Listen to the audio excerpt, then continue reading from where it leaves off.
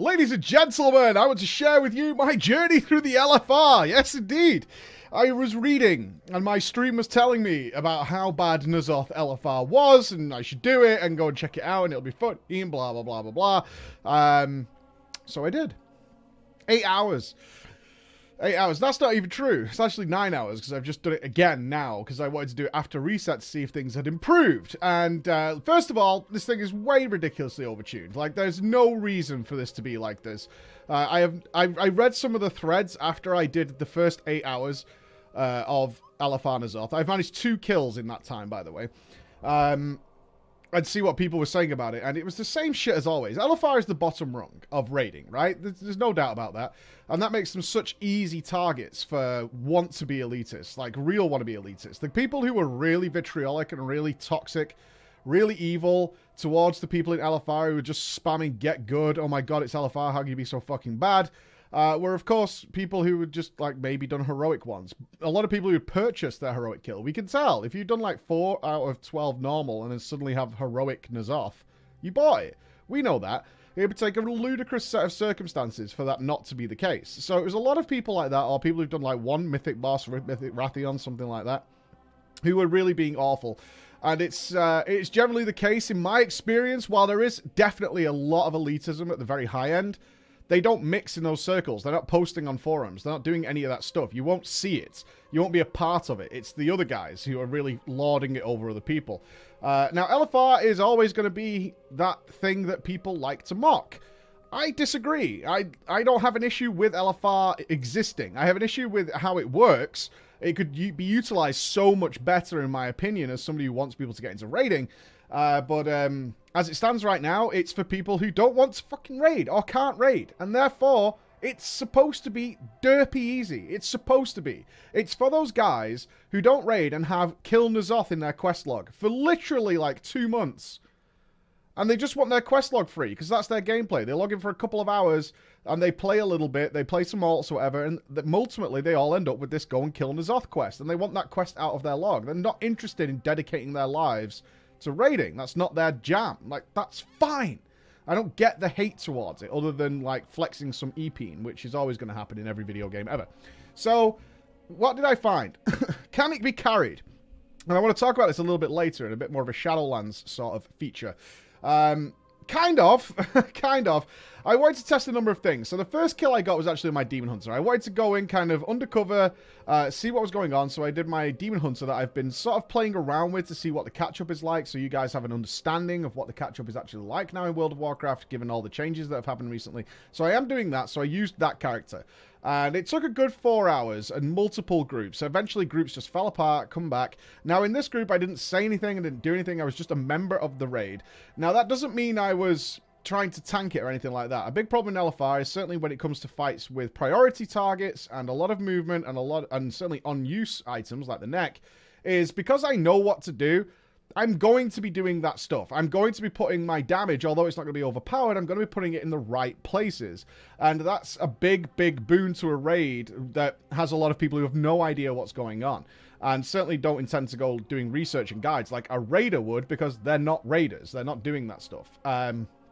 So it was a help, but it wasn't a carry by any means. It was nothing like that at all. And eventually what happened is ultimately a guy came in and took the reins. And I want to say this, I was super impressed by something. I was super impressed by how willing some people were to try and herd cats. They were trying to raid lead. And unfortunately, 100% of the time, and I genuinely mean this, 100% of the time of people trying to raid lead N'Zoth didn't really know how N'Zoth worked. So they were doing their best based on the stuff they knew, the knowledge they'd picked up either on previous LFR runs where it's like a snowball effect. They were in a run that didn't kill N'Zoth, but they tried to organize it. So they take that knowledge, which was probably incorrect, and then apply it to this raid because that was kind of working. They were making some progress. And they try and apply that, but in a simplified way, and it gets simpler and simpler and simpler. And ultimately, it just doesn't work because the fight just has so many different moving parts, which it shouldn't have. Like, for me, they can remove Psychus 2 and 3, and if it's the tourist mode, which it's supposed to be, they'll still get the full scope of the fight. They'll still get the idea that there's tentacles coming up, they kill those tentacles, and then it goes into the last phase, and you still get to do Psychus at the beginning. That would be fine. I have no idea why they don't just nerf its HP, cut out Psychus 2 and 3, and go along with that. Just have some tentacles spawn and some mind grasps, and you should be fine. Because you can survive that stuff. You can use your neck. That's the biggest thing to take away from N'Zoth, is using the neck. Everything else is kind of superfluous, in my opinion. So eventually, somebody joined who did have a clue as to what to do. It was actually like 3 people, and between the 3 of them, they kind of got people almost good. And by almost good, like half the raid died, but we did manage to clear the tentacles. So that was my job, is I come up and I know I can nuke N'Zoth here, but killing the tentacles is going to make it way easier. So I just shot off, started killing tentacles. Other people kind of dotted them up and stuff like that. And eventually the room was empty and we did fine. And it was okay. They still made a ton of mistakes, obviously. But they got through it. So after that, I was like, I got my kill. I can make my video, right? I saw it. I did it. I gave my time to it. But I was like, this doesn't help anybody. What am I going to do? Make a video saying eventually I killed N'Zoth? Loads of people have managed to do it. That's not going to help. My point is, seemingly after this reset, and this is why I wanted to wait to the reset, I was kind of thinking Blizzard's going to change it, and they haven't. So I was a bit more edging towards, like, can we help people here? How do we get people through N'Zoth? So this is where the 8 hours came from. Because it only took me like a couple of hours to get my first kill. This is where the huge amount of time came from. And this was logging my main and trying different approaches to see where the carry is and what solutions I can come up with. So first of all, I went in as a healer, and of course I got recognized on my druid. But I said specifically, look, I'm not here to lead or anything, I just want to be a part of the raid. You guys take the reins, which it comes across as cunty, I understand, because people are like, you could just tell us what to do and we would win. I get that, but that doesn't help me talk to the wider audience. So that was my aim there. Can you heal carry this? No. No, you cannot. That did not work at all. The heal carry did not work. My gear on my druid is so silly that it's like bringing 3 extra healers, but you can't out-heal sanity. You can't do it. There's no victory to be had there. It doesn't matter if I stop people from dying, they're going insane. So that didn't work. So my next approach was DPS. Can I DPS carry this? And this is going to be relevant shortly. It's like, I can't DPS carry it, Mike. This doesn't help. I know that. Bear with me. So I was like, can a DPS carry this? Carapace? Yes. 100%. A single DPS, a single geared DPS being an LFR can absolutely carry Carapace. Assuming you're of a mythic item level. But on N'Zoth, nope. No, not at all. Oh my god. I kind of figured when I came in as a DPS, I had this idea in my head. It's like, look, I'm literally going to eradicate all the tentacles and let everybody else do Psychus. Like, that was my idea. That did not work. So I then switched it. It's like, I'll do Psychus and everybody else can kind of fuck around with tentacles. That didn't work either. Ultimately, again, sanity is the problem. Sanity is the problem. It doesn't matter if everything's dead if people are standing in pools and not using the neck and things like that. So with every option exhausted, hours and hours of my goddamn life spent in LFR over the last couple of days, the last option was the tank. Can you carry as a tank? 100%. Yes, you can. Being the tank was easily the big carry. And this was kind of the problem. Going back through the footage, one thing I noticed is that the tanks kind of had an idea what to do, but it was the nuance of tanking N'Zoth, and it's not a big nuance, but not knowing that really led to a lot of problems, particularly with Psychus, and particularly with Creeping Anguish. So, for those of you who are tanks out there, who do enjoy your tank ult, do a bit of LFR in your tank ult, whatever it is, what I can really stress to you is watch Psychus casting Creeping Anguish, and make sure that's not on the raid. It's really as simple as that. Creeping Anguish is a spell that Psychus will cast 2 to 3 times max per phase. And it drops the big pool that grows. That's where that pool comes from. It drops that pool on you and it'll spread. It's worth missing a synapse dying and a stack on Psychus to drop that in a good place and make sure people aren't running into it. What I saw a lot of was people tanking at a synapse because that's what needs to die, right? They know that. They know it needs to be tanked on synapses in order to die, in order to get the stack onto Psychus so it can be killed. They're aware of that, but they're then dropping Anguish on top of the synapse, and that's just wiping out all the melee all the time because they're then getting a pool under them, but they know they need to kill the synapse, so they kind of DPS through it. They're losing all the sanity and they're dying. It leads to all kinds of problems. It happened in literally nearly every single run I was in. And also, they do, again, a lot of the tanks have this knowledge that's like, I need to kill, Psychus needs to be tanked on the synapses. Even though Psychus is clearly going to die in the next few seconds.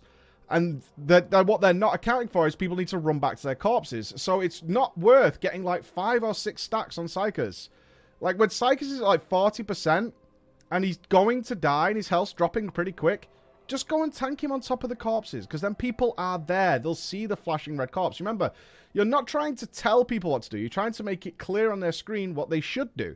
And if you tank them there, they're going to be right in front of them. Is going to be this big red glowing corpse, and people are going to be spamming click it and things like that, and they're going to go, oh, okay. But if you tank Psychos miles away, then you're asking them to look around that giant room, try and see a corpse in the distance, run to it, and they don't have enough time. They have a really limited window in order to be able to get back out of the mine gate, and they're going to die. And it happens so many times. Just people just could not get back to their corpses. And again, the tank can fix that. Not only that, the tank, if you mark yourself, if you've got a little bit of confidence, and I really recommend you watch the Fat Boss guides and things like that about what needs to happen here, is what you can say to people, literally stand on me. Have the confidence, and that's what we did. In the end, people were like, just stand on Preach. Just stand on him, and you'll be fine. And all you have then is one player. You reduce it from all those players just to one player to be where the mine grasp needs to be, either the front or the back of the room, because so many people got used to... I was in a run that did like 6 pulls, and every 5 of those 6 where the mine grasp was at the back of the room. And people just started to assume the mine grasp is always at the back of the room, which it isn't. It's sometimes at the front, sometimes at the back. And when it came to the 6th one, where it was at the front, everyone just went and stood at the back, and the whole raid just wiped out. And I was just watching it all get sucked. I was like, oh my god. But the tank can fix that. If you mark the tank and you like, stand on me. And the good advantage of this is if you do get to the last phase, you're likely on for a kill. Say the same. It's the same again. Stand on me, because you're going to have Mind Grasp in that phrase, but you're also going to have the Psych Shredder things, right? You're going to have the Mini Psychers, Thought Harvester. You're going to have that as well on top of the boss. So if everyone just stands on you, they're going to be DPSing it naturally. They're also going to survive all the other abilities, right? And that got me a kill in 2 pulls. Straight up, no bullshit. 2 pulls got me that kill. So the emphasis for me is if you're looking to have, until Blizzard changes this fight, and they absolutely should, the best advice I can give you is to either tank it and be aware of what to do, as I've shown in the background here, or try and get somebody to tank who has this knowledge. And that's it. And then if you are, say, the healer or a DPS, and you're with the tank, or you know the tank, or you've spoken to the tank, or you've told the tank what to do, mark them and just be like, stand on that tank. Because we got the whole raid through this, no problem. Even with people doing, like, damage doesn't matter. Certainly when determination starts happening. We carried people through here with, like, 10k DPS. And they weren't AFK. They're not doing anything else. They just don't know what to do. They're just kind of running around and hitting things that might be nearby. Get them to stand on you, and they'll be fine. Now, moving on to Shadowland stuff then, I had a bit of a thought. I've done, for some context, I've done LFR more than most people, because when I did all the guides, when it was viable for me to do video guides on every spec in the game and have them last for a good period of time, which we can't do anymore due to the nature of the game. I was in LFR multiple times per week on a variety of classes. I used LFR a huge amount because it was a good place to demonstrate rotations, movement, things like that. It was a really good place to do those things. I then realized that Blizzard, I don't see the point in LFR anymore. That's the strange thing about it. My queue times, every time I went to try this, when I dropped out on respect and things like that, were upwards of 50 minutes. So that's nearly an hour of not doing anything just to get inside. Not only that, the gear is worthless. Like, an easier, much better use of your time is Visions, World Quests. Mythic Zero is better than this. Fucking Warfronts are better than this. Like, all these things that are very quick, very easily accessible are considerably more useful than doing the LFR. LFR, for me, right now, serves no purpose. And then I thought about BFA overall. I was like, they really did remove a lot of incentive for anybody above, say, normal mode to ever go into the LFR. Now, LFR and LFD, when LFD was brought in Wrath of the Lich King, the system has kind of been propped up throughout most expansions by having a carry or an incentive for really overgeared or overexperienced players to be in there. Now, I say that as, yeah, you can go in on a mega tank and solo a dungeon, like you'll see often in heroic dungeons. And early Mythic Plus is the same. But if you roll an alt, you still carry with you, like I said earlier, all that experience about what needs to die, what needs to interrupt, what my goal here is.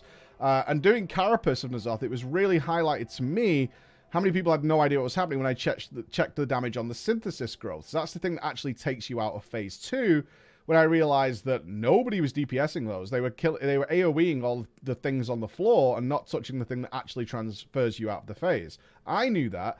And the same thing that goes into having somebody there who is way more experienced than being there, is still carrying. Even though the damage wouldn't be there if they're on a fresh ult, they're still carrying by putting their damage and their movement into the right place. And in BFA, they really took away any incentive for players to do that. Of course, over years, we have had incentive for even top git leveled raiders to be in the LFR.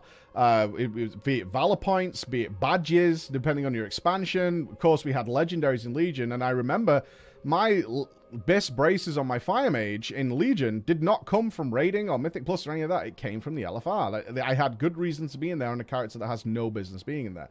And I, for one, stood up and said, this needs to change. Like, you should not be trying to convince top players to go and carry. I find it very disrespectful that this is happening. But you can see very easily if there's a slight difficulty change.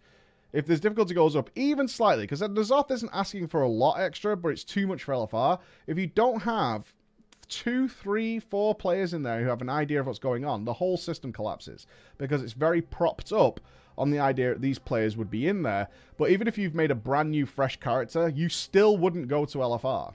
You still wouldn't. Even if you were a normal mode raider, you still wouldn't go to LFR. And if you did, you'd probably realize pretty quickly this is a massive waste of time. Like, there's no reason for me to be in here at all. There are better things for to use my time for than wait an hour for LFR. And then not get anything out of it anyway, because the gear is pretty bad. So, from that perspective, you really have to wonder, in Shadowlands, are they going to look at the failure rate, which is something that Blizzard has spoke about several times. So when it's queued content, they track the failure rate, because of course, if you're creating a system that anybody and anyone can queue for, then you want a high success rate out of it. They tracked it in Mr. Pandaria. It was one of the reasons they changed the Cataclysm dungeons, because they were having high failure rate, and I'm no doubt N'Zoth is having a crazy failure rate as well, and they're tracking determination stacks and things. A worry I have is that they won't try and fix the LFR, which is not what's happened with N'Zoth, but, and again, I am pessimistic because of BFA. I'm kind of worried that one of the things that they're going to alter in Shadowlands is try and push people back into the LFR who have no business being there. And this kind of highlight, while I was doing all this, I was like, why have I not really seen this? Because again, I used to do LFR quite a lot. Why have I not really been a part of this? I did LFR Gahoon, and it was a mess, but you could kind of get through it with a couple of people who knew what was going on, or even one person for the most part. We still have some wipes. Mother was a nightmare. Like, every time I've been into the LFR and BFA, it's been really bad. And I've only ever popped in to record something or something like that. I've had no incentive to go there as a player. And then I realized it's because there's no raiders in here. Like, there's nobody in here at all who understands what's happening, really. And if there is, there's kind of some weird reason they're in there and they're unlikely to stick around and things like that. They might be testing their damage on a boss and then leave. You know, things like that. I mean, I'm guilty of doing that as well. Is going in and just trying to blast the boss just to see what my damage is like with the new Infinite Stars and things like that. And I do worry that they're going to try and go to Shadowlands and go, we kind of do need to push people back in, because the system really does kind of rely in a lot of ways, without making it crazy, crazy easy, that we have people in there who give them a reason to be in there, whether it be tier set bonuses or points or some sort of currency or some sort of drop that can only come from there, things like that to push us in there. And I really disagree with that approach. For me, making it crazy, crazy easy is the way to go, because this system shouldn't be designed for raiders. Having said that, though, there's also an approach which is like, it should have a higher incentive to be in there. Because, I mean, maybe you guys can answer this for me now. You've got a 50-minute queue time. You've got a long time being in there because people are disorganized. Constant group swaps happening with people just randomly leaving, coming back. You spend a huge amount of time in the LFR, and there's no benefit to it that I can see. There's no reason to do it, which means the system's collapsed on itself. Because there's just no reason to be there. I can't think of one. Oh, the only reason I could think you could be in there is, like, Mythic Zero is so off-putting that you would have to, like, maybe say hello.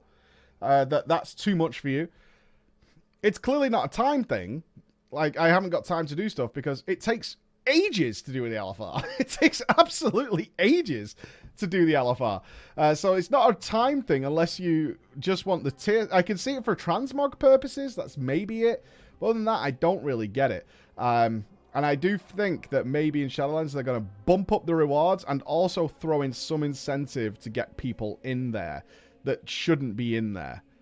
And that worries me a little bit, because I thought about the LFR in terms of my main character, and I was like, I've been really happy that I've had no real incentive to be in there at all. Is that going to last, though? Maybe I am being pessimistic. I don't know. But for the rest of you, I hope you managed to get your kills on N'Zoth and get that quest cleared. Excuse me. Get that quest cleared along your way. Thank you so much for listening, and happy hunting. Bye-bye.